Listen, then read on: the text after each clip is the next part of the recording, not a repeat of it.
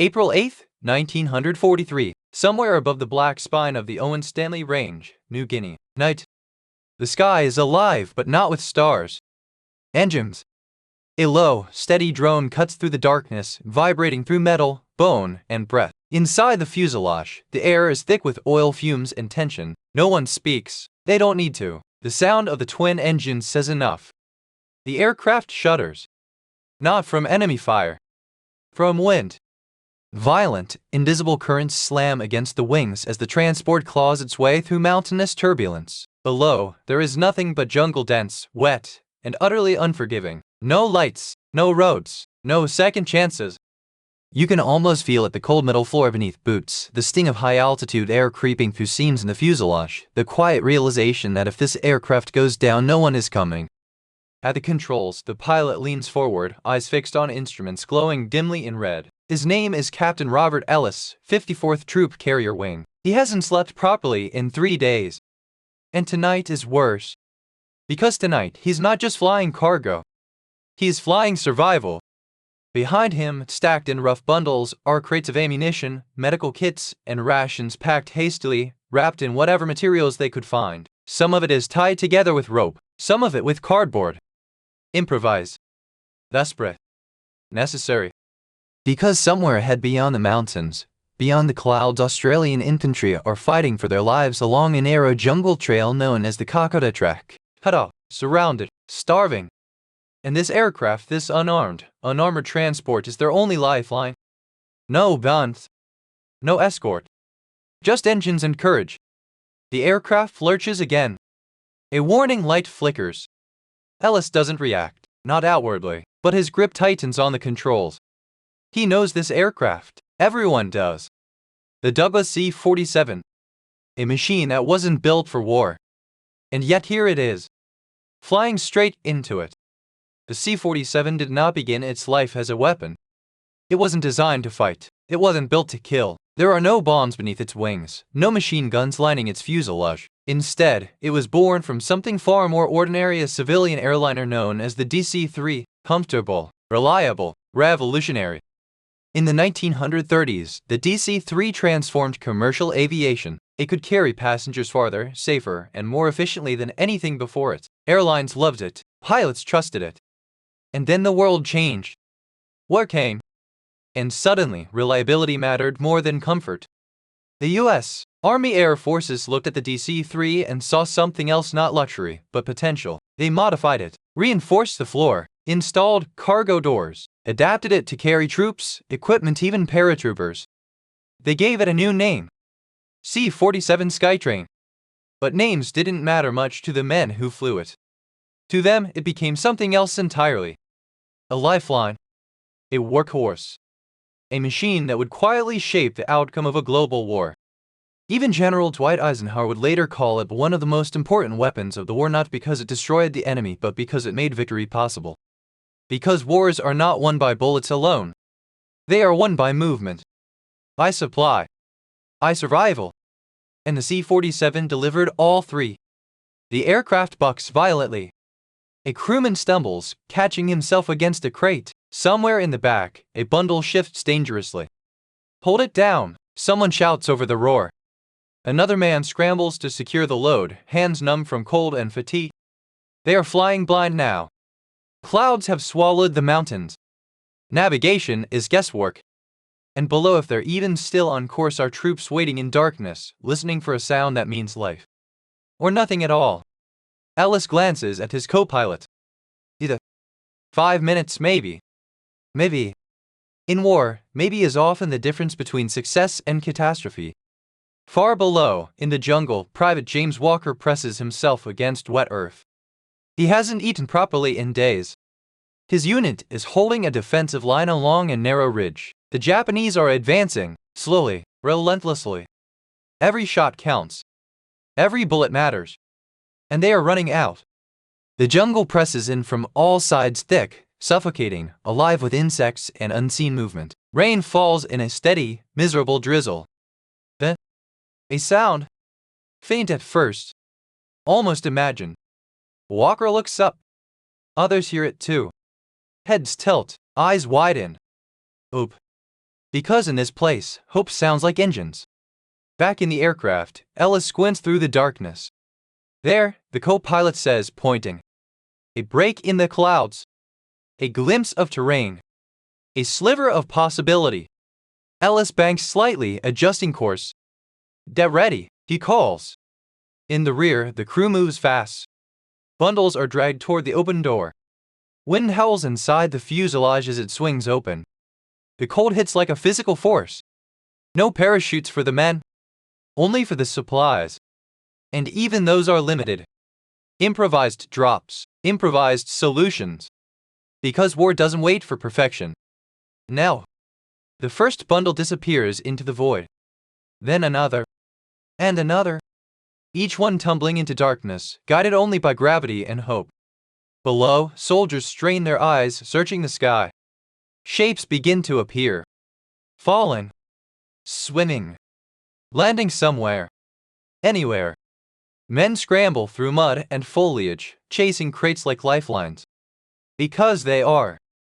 Inside, food, ammunition, medicine. Life. The soldiers would later give these aircraft a name. Not official. Not formal. But unforgettable. Biscuit bombers. Because instead of death they drop survival. The aircraft climbs again, engines straining as it clears the mountains. Behind them, the jungle disappears into darkness. Ahead, more missions. More drops. More nights like this. Because this is only the beginning. In the months and years to come, the C-47 will fly across deserts, oceans, and war-torn skies. It will carry paratroopers into invasion zones, evacuate the wounded from battlefields, and supply entire armies cut off from the world. It will be everywhere. And nowhere celebrated. No glory. No headlines. Just the constant hum of engines in the dark. And the quiet understanding that without it, entire battles would be lost. Entire armies abandoned. But not all missions end like this one. Not all crews make it back. And soon, the skies over Europe will demand something even more dangerous.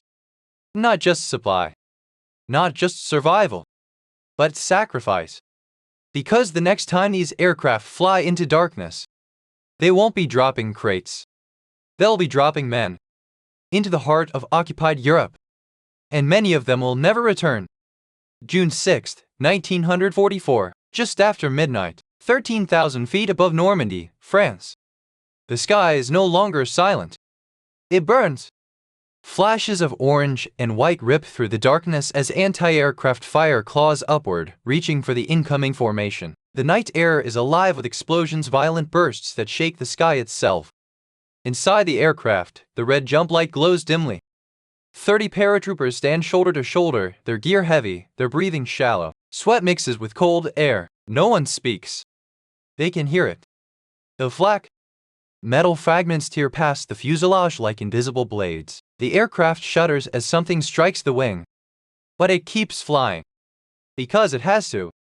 At the controls, Lieutenant Harold Red McAllister grips the yoke of his C-47. His jaw is clenched so tight it aches. He's flown supply missions before North Africa, Sicily, but this is different. Tonight, he's not delivering cargo. He's delivering men. Into hell. 10 minutes. The crew chief's voice cuts through the noise. Behind him, the paratrooper shifts slightly. One man checks his static line again. Another mutters something under his breath, maybe a prayer, maybe a promise. You can almost feel their thoughts. Will the drop zone be clear? Will anyone land together?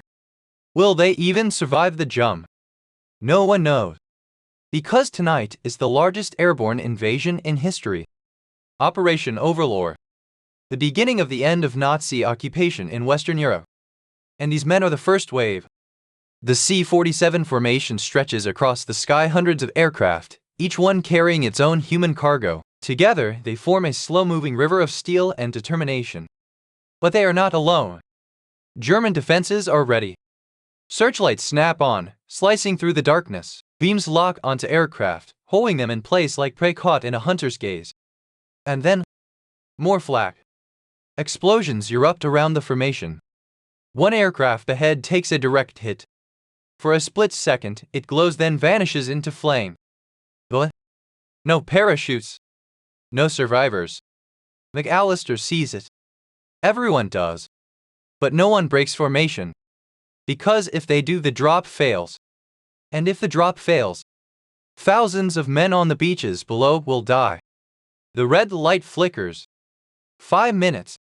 The aircraft descends slightly, engines throttling back. Turbulence increases. The sky feels tighter here, closer, more dangerous. Stand up. The command echoes. Boots scrape against metal. Static lines are hooked. Each man now connected to the aircraft and to fate. McAllister glances back. He can't see their faces clearly in the dim light. But he knows what they are feeling. Because he's feeling it too. The C-47 was never meant for this. It was designed for passengers, for comfort, for peace. And yet, here it is flying straight through enemy fire, carrying soldiers into the unknown. By 1944, thousands of these aircraft had been built. More than 10,000 would serve before the war ended. They were everywhere: Africa, the Pacific, India, Europe, quietly shaping the battlefield in ways few would ever fully understand. But tonight, they are the spearhead. 2 minutes. The flak intensifies. The aircraft jolts violently as another explosion erupts nearby. The interior lights flicker. For a moment, everything feels unstable, fragile. McAllister fights the controls. Hold her steady, the co-pilot mutters. They have to maintain speed. Maintain altitude. Maintain course.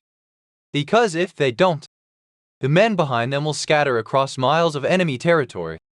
Alone. Below, Normandy waits. Fields. Hedgerows. Darkened villages. And German soldiers listening. 1 minute. The red light burns brighter. The paratroopers lean forward slightly, bodies tense, ready. You can almost hear their hearts. Not individually, but together. A rhythm. A countdown. The green. The first man disappears into the night. Then another. And another. A steady stream of bodies vanishing into darkness. No hesitation. No turning back. Because once you step out, there is no aircraft. No safety. Only air. McAllister keeps the plane steady. Even as bullets tear through the fuselage. Even as warning lights flash. Even as the aircraft trembles under the strain. Because behind him men are still jumping. And they need those few extra seconds. Those few extra meters. Those few extra chances. A sudden impact. The aircraft lurches. The engine coughs once, twice. Smoke fills the cockpit. Engine 2 is hit. The co-pilot shouts. McAllister doesn't respond. He can't. He's too focused. Too committed. Too far in. Last man. The crew chief yells. McAllister doesn't pull away. Not yet. He waits. 1 second. 2.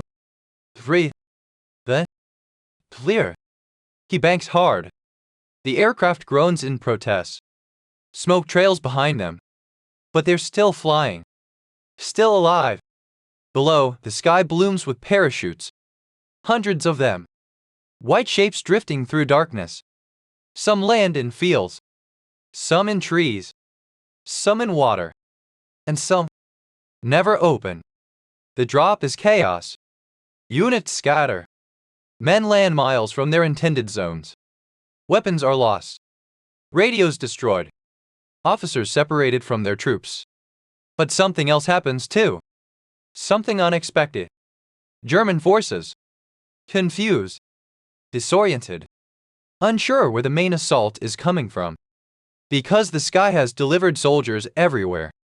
And that confusion, that chaos, that imperfect drop, becomes an advantage. Because war is rarely clean, rarely precise, and sometimes disorder is exactly what you need. Back in the air, McAllister fights to keep the aircraft level. The damaged engine sputters. Altitude drops. The coastline approaches. If they don't make it back to England, they'll have to ditch in the channel. Cold water. Heavy gear. Little chance of survival. The co-pilot checks instruments. We're losing her. McAllister exhales slowly. Then tightens his grip. Not tonight. Because this aircraft, this unarmored transport, has just delivered something more powerful than bombs. It has delivered a foothold, a beginning, a chance. And across the skies of Normandy, hundreds of C-47s are doing the same. Some burning, some falling, some barely holding together. But all of them essential. By dawn, the invasion is underway. The beaches are stormed. The fighting is brutal. But the airborne troops, scattered, battered, but alive, are already disrupting German defenses from within. And it all began with engines in the dark. But Normandy was only one chapter. Because even as Europe burned, another battle was being fought high above the clouds, higher than any of these pilots had ever flown. A place where the enemy wasn't just below, but all around. Mountains, storms, thin air, and a rout so deadly, it earned a name whispered with fear. The hum. Summer, 1942, somewhere above the eastern Himalayas, altitude 16,000 feet and climbing. The cockpit windows frost over from the inside. Not slowly, instantly. Breath turns to ice, fingers stiffen around the controls. Even the instruments seem sluggish, like the aircraft itself is struggling to survive up here.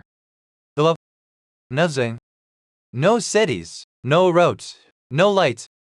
Just mountains. Endless, jagged peaks rising through thick cloud cover like the teeth of something ancient and unforgiving. And storm. Massive, towering walls of turbulence that twist the sky into chaos. This route has a name. Not official. Not comforting. Just honest. Captain Daniel Reeves adjusts his oxygen mask, his breath loud and mechanical in his ears. Without it, he'd be unconscious in minutes. Maybe dead in less. The C-47 groans as it climbs, engines pushed to their absolute limit. This aircraft was never designed for this altitude. It wasn't built for mountains like these. But war doesn't care about design. War demands results. Inside the cargo hold, there are no paratroopers tonight. No jump lights. No commands. Just fuel drums. Crates. Supplies. Everything China needs to keep fighting. Because in 1942, China is isolated. Cut off. Japanese forces control the seas, the roads, the railways. There is only one way in. Over the Himalayas. By air. At first, it didn't seem possible. The distances were too great. The terrain too dangerous. The weather too unpredictable. But necessity forces innovation. Civilian pilots from the China National Aviation Corporation (CNAC) began flying the route first. American crews joined soon after. Then came the C-47s. And with them, a lifeline. Reeves checks the altimeter. Still climbing. Still not enough. A wall of cloud looms ahead, dark, towering, alive with lightning. Storm front, the co-pilot mutters. They could turn back. Many do. Some never even try. But Reeves doesn't change course. Because behind him, every crate matters. Fuel for aircraft. Ammunition for soldiers. Medical supplies for the wounded. Without these deliveries, entire operations collapse. The aircraft enters the cloud. And everything changes. Visibility drops to zero. The world outside vanishes. The aircraft begins to shake violently. Updrafts slam into the wings. Downdrafts pull the aircraft down like an invisible hand dragging it into the mountains. You can almost feel it. That sudden, gut-dropping weightlessness. Then the crushing force as the aircraft is thrown upward again. Hold her steady. But steady isn't possible here. Not really. Not in a sky like this. Ice begins forming on the wings. At first, it's barely noticeable. Then it spreads. That's heavy. Because ice changes everything. It adds weight. It alters airflow. It turns a reliable aircraft into something unpredictable. The engines strain. Power drops. Altitude slips. Reeves pushes the throttles forward. The engines respond, but barely. They are gasping for air in the thin atmosphere, just like the men inside. And then, a sound, a sharp metallic crack. The aircraft jolts. Reeves' heart skips. Engine trouble. Up here, that means one thing. Death. The co-pilot checks gauges. Oil pressure dropping. Temperature rising. Not good. Not survivable if it gets worse. For a moment, a single dangerous thought creeps in. Turn back. Save the aircraft. Save the crew. What? But then another thought replaces it. The men waiting. The soldiers who will run out of ammunition. The wounded who will not receive medicine. The pilots who cannot fly without fuel. Reeves exhales slowly. Keep going. Because this is what the C-47 does. It keeps going. Even when it shouldn't. Even when logic says turn back. Because war doesn't reward caution. It rewards those who push forward. The hump airlift begins small. A handful of aircraft. A few brave crews.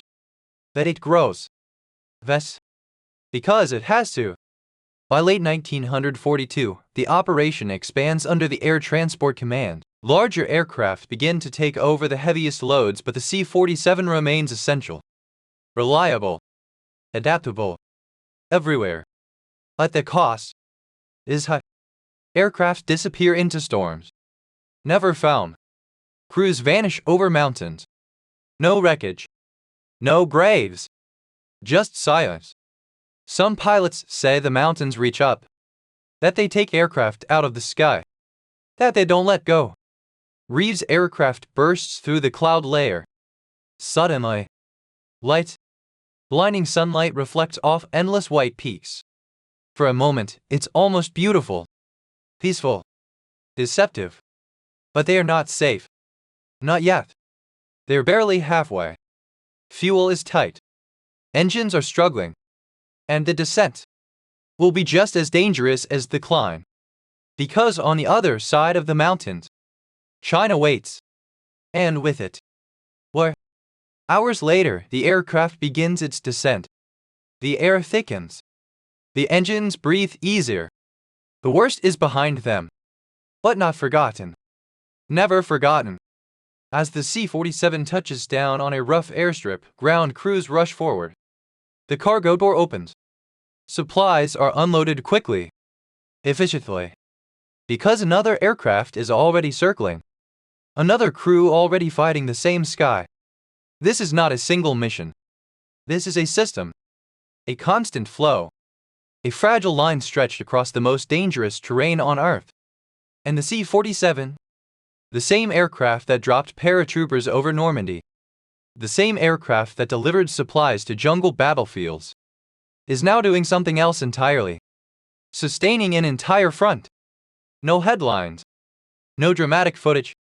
Just quiet, relentless effort. Day after day. Night after night. Because without this airlift, China falls. And if China falls, the war changes. Reeves steps out of the aircraft, legs unsteady. He looks back at the C-47. Weather. Stress. Still intact. He knows he'll be back in the cockpit soon. Back over the mountains. Back into the storm. Because this aircraft, this transport, is doing something no weapon can do. It is keeping a war alive.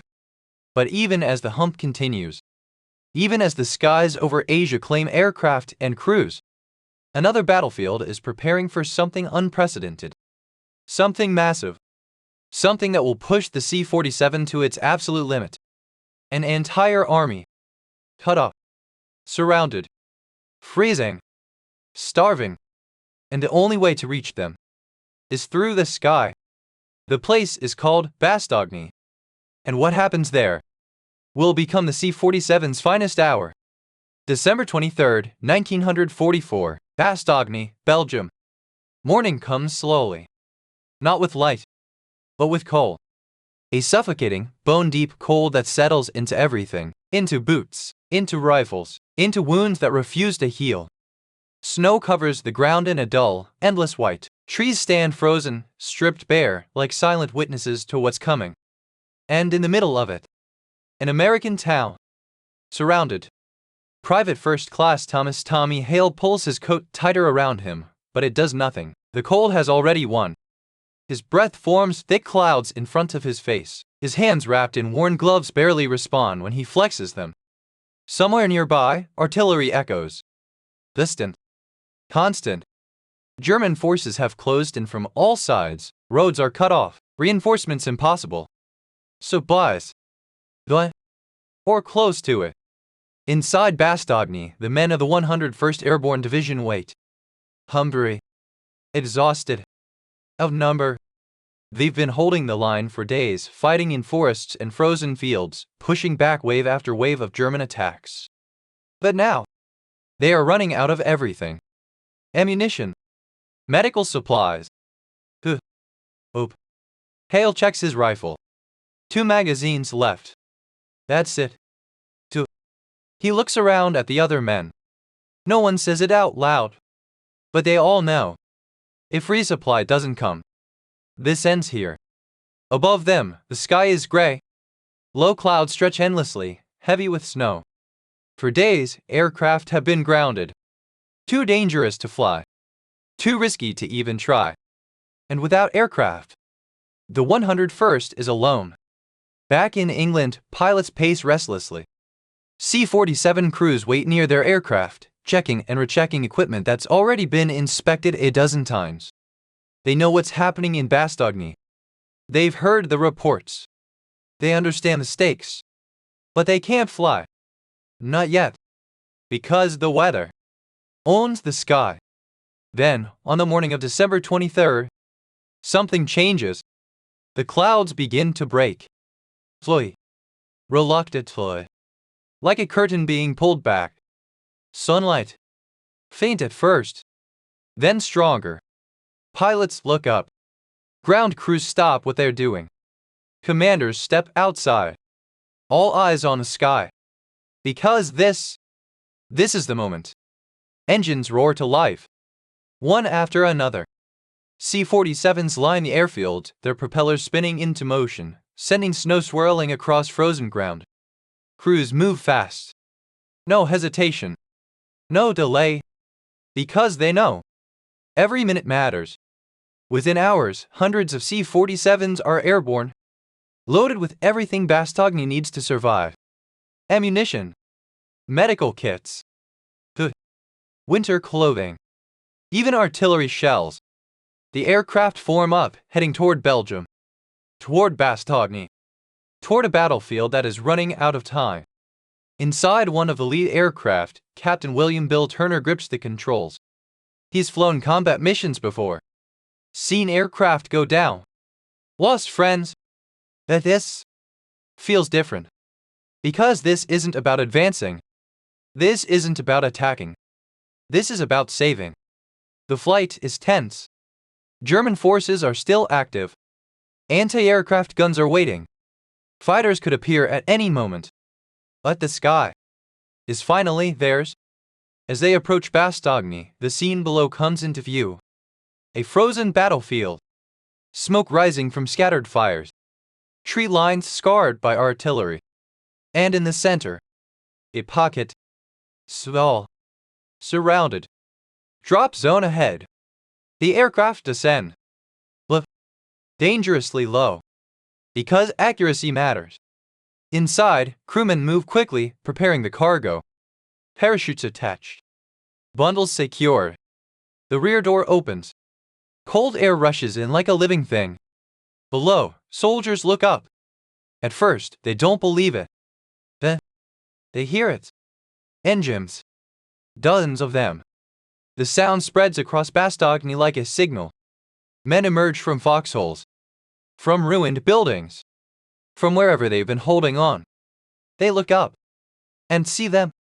C-47s. Hundreds of them. And then, the sky opens. Parachutes blossom across the horizon. White against white. Dozens. Hundreds. Drifting down like something unreal. For a moment, the war pauses. Because what's falling from the sky is life. Crates hit the ground. Men run toward them, ignoring incoming fire, ignoring everything. They tear them open, hands shaking, desperate. Inside, ammunition, food, medical supplies. One soldier laughs. Another just sits there, staring. Relief. The disbelief. Because they made it. Back in the air, Turner keeps the aircraft steady. Even as anti-aircraft fire begins to rise. Black bursts of flak dot the sky. Plusser. Plusser. But he doesn't pull away.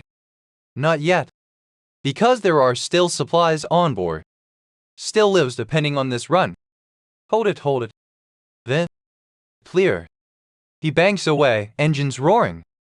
The aircraft climbs, leaving Bastogne behind. But the mission is far from over. Wave after wave of C-47s arrive. All day, relentless. By evening, the situation changes. Artillery crews fire shells that had been dropped just hours before. Medics treat wounds with fresh supplies. Soldiers eat. For the first time in days. And most importantly, they hold. Because now, they can. The siege of Bastogne does not end that day. But something shifts. The 101st is no longer dying. They are fighting. And above it all, the C-47, unarmed, unarmored, but unstoppable. This is its finest hour. But even as Bastogne holds, even as the war in Europe begins to turn, the C-47's story is not finished. Because its role was never just about war. It was about what comes after. Ruined cities, starving populations, a world trying to rebuild itself. And once again, the only way forward will be through the sky. May 1945, Berlin, Germany. The city does not look defeated. It looks erased. Buildings stand like hollow shells, their insides exposed to the sky. Streets are buried under rubble, brick, glass, twisted steel. Smoke still rises in thin, stubborn columns, as if the war hasn't fully accepted that it's over. There are no front lines anymore. No advancing armies. No clear enemy. Only people. And they are starving. A young boy moves cautiously through the ruins, stepping over shattered stone. His coat hangs loosely on his frame, too big, too thin, too worn. He clutches a small tin in his hands. Empty. He doesn't cry. Not anymore. Because hunger, after a certain point, stops feeling like pain. It becomes something else. Something quiet. Something constant. Above him, a sound. Familiar. But different. Engines. He looks up. Others do too. Men, women, children. All pausing in the middle of whatever survival has become. Because in a city that has lost everything, that sound means one thing. Maybe. Just maybe. Help. The aircraft appears through the haze. Not a bomber. Not a fighter. No weapons. No threat. A C-47. It flies low over the broken city, steady and deliberate. Inside, Lieutenant James Carter watches the ground below. He's seen war. North Africa, Italy, France. He's flown missions under fire. Delivered paratroopers into chaos. Dropped supplies into battle zones. That this feels heavier. Because there are no soldiers waiting below. No defensive lines. No tactical objectives. Only civilians. And they are in worse shape than any battlefield he's ever seen. The war in Europe is over. Germany has surrendered. But victory does not feed people. Entire cities are cut off from supply. Railways destroyed. Infrastructure collapsed. Farms abandoned or burned. Millions are displaced. Millions more hungry. And once again, the solution comes from the sky. The C-47, once a tool of war, becomes something else. A lifeline. Cargo doors open. Not over enemy territory. Not under fire. But over a city that can no longer sustain itself. Crates fall. Attached to parachutes. Carefully packed. Carefully prepared. medical supplies, plumbing, things that once seemed ordinary, now precious. On the ground, people run, not in fear, but in hope.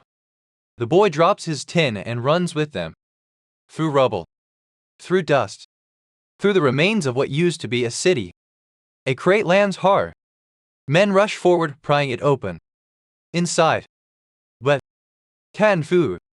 For a moment, no one moves, as if they don't quite believe it's real. Then, hands reach in, careful, almost reverent, because survival have returned. Back in the aircraft, Carter watches it all. Silent. No cheering.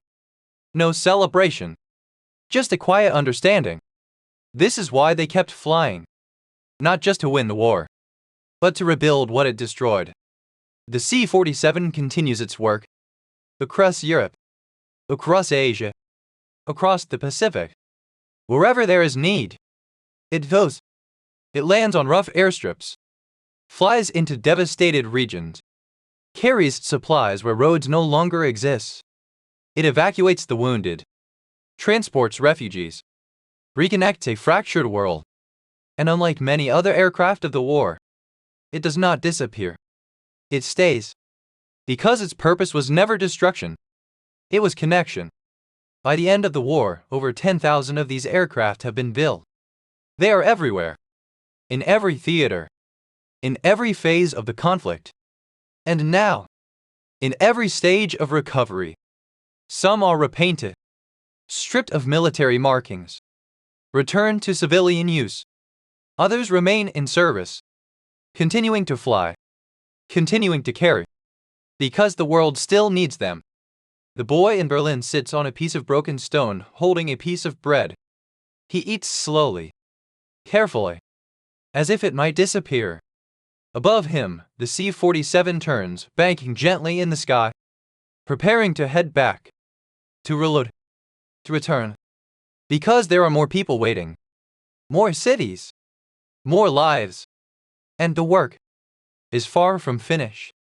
But as the aircraft disappears into the distance, there's a realization. This machine, this simple, unarmed transport, has done something extraordinary. It has fought a war without ever firing a shot. It has carried soldiers into battle and carried survivors out of ruin. It has connected continents and sustained entire fronts. And in doing so, it has become something more than just an aircraft. It has become a symbol of resilience, of endurance, of quiet, relentless purpose. But every story, even one like this, must come to an end. And the final chapter is not about what the C-47 did during the war, but what it became. After August 1945, somewhere over the Pacific, the war is ending. Not with a single moment, but with a series of realizations. Orders slow. Engines rest. Guns fall silent. Inside a C-47 cruising above scattered clouds, Major Richard Halvorsen stares out the cockpit window. No flak. No fighters. No urgency. Just sky. It feels unfamiliar. For years, this aircraft has lived in motion, constant missions, constant purpose. Supplies, troops, evacuations, drops. Always needed, always in demand. Now, there's a pause. But the C-47 does not stop. It never really does. Because even as the war ends, the world is still broken. Across Europe and Asia, millions remain displaced. Cities lie in ruins. Entire regions depend on air transport for survival. And once again, the same aircraft answers the call. The WWII C-47. It doesn't retire. It transitioned. In the months following the war, C-47s are reassigned, repurposed, redistributed. Some return to civilian airlines, stripped of military markings and repainted for passenger service. Others remain in uniform. Because peace still requires movement. Major Halvorsen adjusts course slightly, the aircraft responding with that familiar steadiness. Reliable. Predictable. Trusted. That's what made the C-47 different. It wasn't fast. It wasn't heavily armed. It didn't dominate headlines. But it worked. Everywhere. Under any condition. From frozen airstrips in the Arctic to jungle clearings in New Guinea. From the deserts of North Africa to the skies over Normandy. It adapted. It endured. And perhaps most importantly, it was always there. Military leaders understood this. Even at the highest levels. Men like Dwight Eisenhower recognized that victory in World War II was not just about firepower but about logistics, movement, and sustainment. And in that equation, the C-47 was indispensable. More than 10,000 were built during the war. Thousands more would continue flying long after it ended. In Korea, in Vietnam, in humanitarian missions across the globe. Some were modified, upgraded, redesignated, but at their core, they remained the same aircraft, the same structure, the same spirit. Pilots trusted them. Crews depended on them. Because they knew, when everything else failed, the C-47 would still fly. Hovers and glances at the instrument panel. Everything normal. As always. Below, the ocean stretches endlessly. Silent. A stark contrast to what this aircraft has seen. He thinks about the missions, the drops, the storms, the nights filled with uncertainty, the faces of men who jumped from this very aircraft. Some who made it, some who didn't, the soldiers who waited for supplies in jungles, deserts, frozen towns, the civilians who looked up and saw not fear, but hope. All of it. Connected by this machine. He exhales slowly. Because he understands something now. The C-47 was never just an aircraft. It was a bridge. Between front lines and home. Between isolation and survival. Between war and recovery. It carried more than cargo. It carried outcomes. And in doing so, it quietly helped shape the course of history. Years later, many of these aircraft will still be flying. Some restored. Some repurposed. Some preserved in museums. People will walk through their interiors. Look at their worn floors. Their simple controls. And they might wonder how something so unassuming could have mattered so much. But those who were there, the pilots, the crews, the soldiers, they already know. Because they heard it. That sound. Engines in the dark. A steady, unwavering hum. The sound of something coming. Not to destroy, but to deliver. To sustain. To save. And sometimes, that is the difference between defeat and survival. The C-47 never needed glory. It had purpose. And at the end, that was enough.